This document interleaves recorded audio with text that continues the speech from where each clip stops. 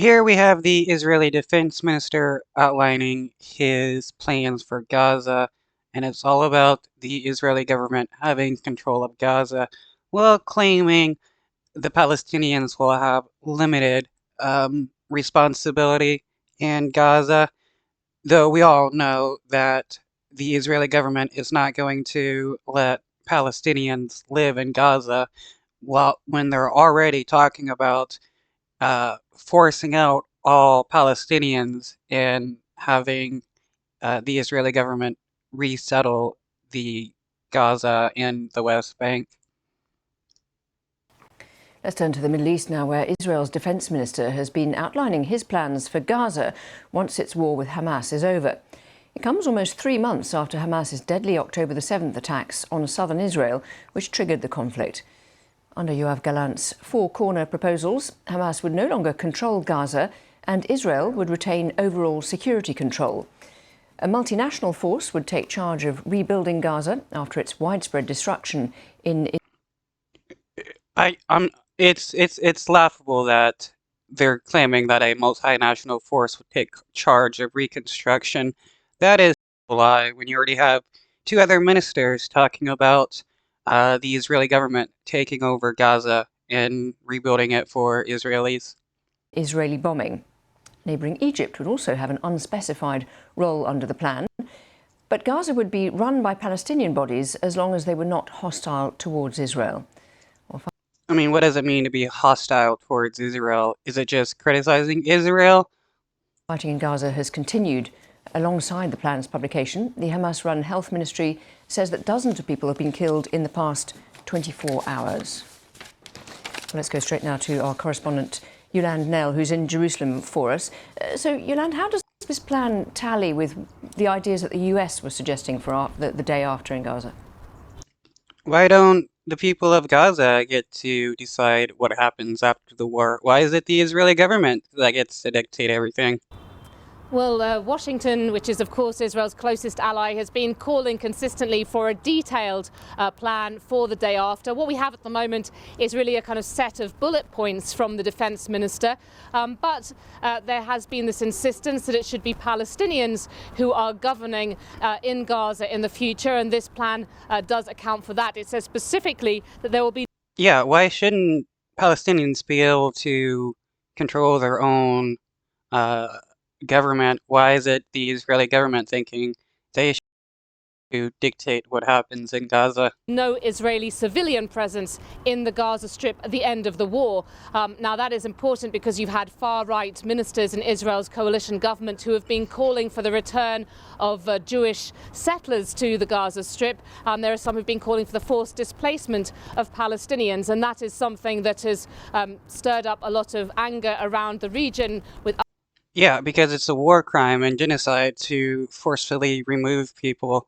And let's not forget that the Israeli government funds and arms settlers to kill Palestinians in the West Bank and take over their land. Other Arab countries, also with the Americans saying that that talk was inflammatory and irresponsible. What about the Palestinians? What's their view on this?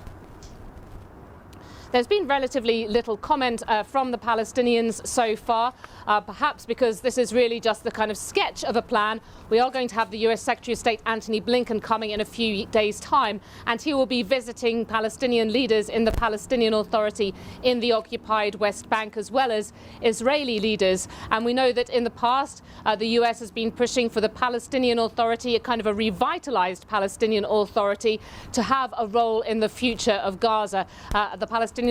Okay, well, if the United States wants the Palestinian Authority to have more power and stuff, the United States should be helping like they help the Israeli government. Authority is the body that governs parts of the West Bank, but on the Palestinian side, it has proved to be unpopular. Palestinians have been saying in polls that really it would take a kind of a different look to the makeup of the Palestinian Authority they see at the moment for them to be convinced that it could be put in control of the Gaza Strip as well. And how difficult would it be to assemble the multinational force that Israel is talking about? Who would be part of it?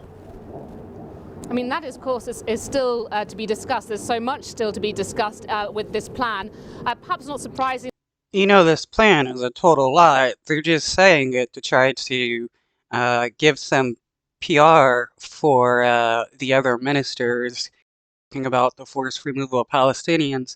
Now they're like, oh no, we're not going to forcefully remove Palestinians. We're going to let them stay in Gaza.